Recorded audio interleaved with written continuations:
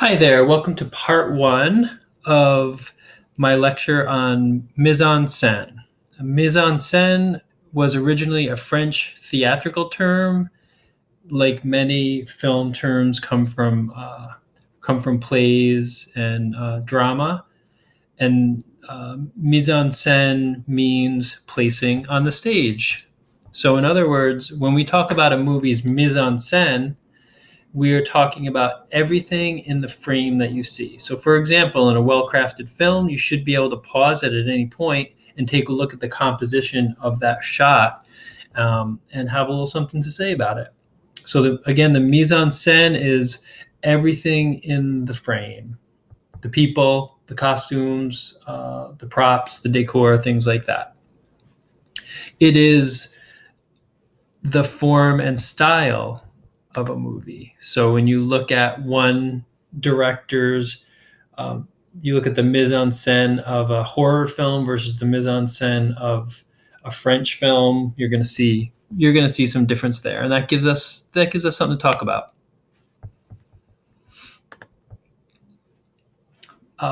Form and content are two ways to think about how to talk about movies, art, literature. Film is a visual form.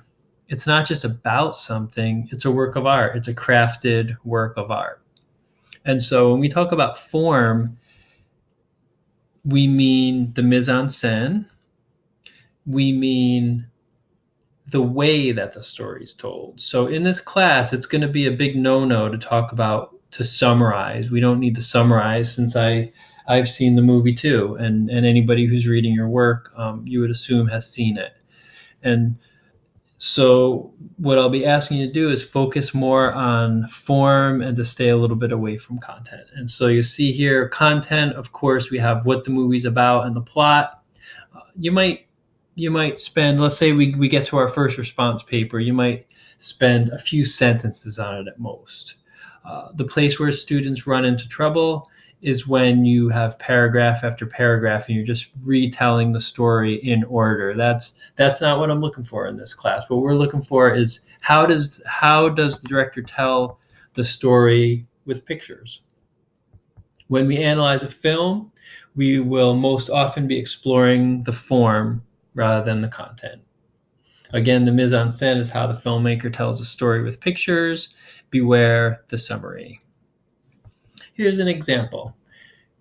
You may or may not have seen Royal Tenenbaums by Wes Anderson, but here we should be able to tell a little bit about the movie just from this still image.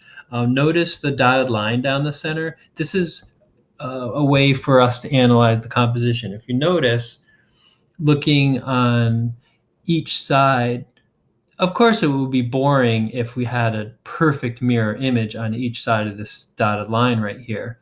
But notice there's a character on each side, there's a pillow on each side, there's stained glass on each side, there's a lamp on each side.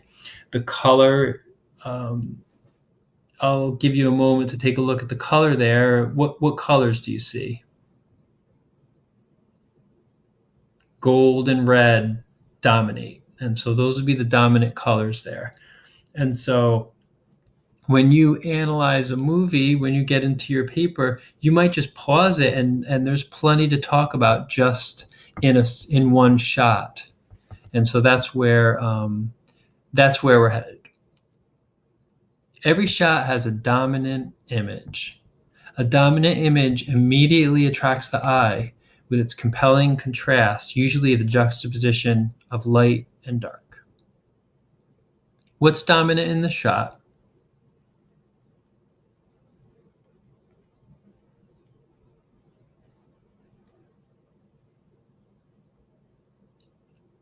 So my suggestion is it's the knife. Why would that be? It's not the brightest thing, but it is at the center of the frame, and it is the focal point. All of the characters are looking at the knife.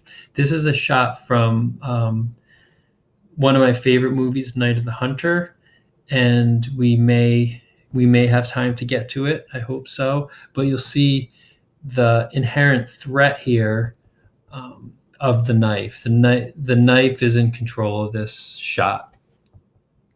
And that's the dominant. Now, when we look at the mise en scène of a shot, it could be obviously a cartoon, it could be live action, but it's the same thing. We're just looking at what is framed. And here, again, just like in that shot from Royal Tenenbaums, we have one character on each side. We have an equal amount of sky on one side. We have the orange, the distribution of the pumpkins on either side. A balanced composition typically suggests harmony and equilibrium.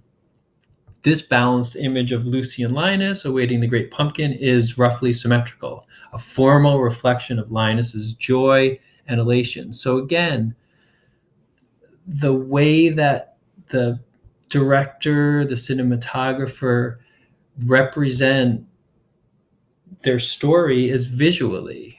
And so the visual representation should match what's psychologically happening with the characters. And that's the trick, is we can all follow the story in a movie, but can we look at how the director and the cinematographer are matching their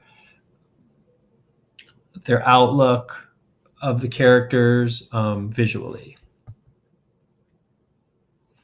Now, we talked a little bit about open and closed form in the formalism and realism screencast. So open form, again, is an open window to the world. This is an approach taken by works of realism, suggests informal composition. Objects and images may seem found. Typically, they use the frame as a window to the action, makes the audience aware of a world outside the frame. So we're going to see things recognizable. Here's an example we're going to take a look at by Jim Jarmusch, and this is his film Down by Law, 1986.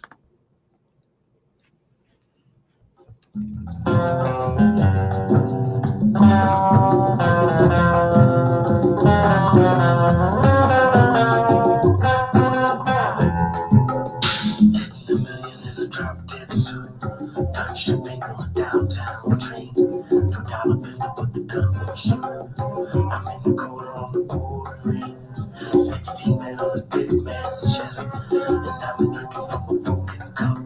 2 pairs of pants and a Mohill vest. I'm full of bourbon, I can't stand up. Hey, bird, fly away, your house is on fire, chill. Hey, bird, fly away, your house is on fire, you chill. She a book about all Morgan's head, and I'm stepping on the devil's tail across the stripes of a full moon's head. Okay, so this is Jim Jarmusch's Down by Law. I didn't add that music behind the scene. That's the soundtrack from the film. So Jim Jarmusch used a Tom Waits song. It's almost like just a montage of shots taken from a car with the radio on. And so that is an example of realism. That's an example of open form. The director is using the outside world, the real world. Anything could happen. He didn't know who was going to pass through, what houses he would drive past, things like that. He was sort of letting reality do the work there.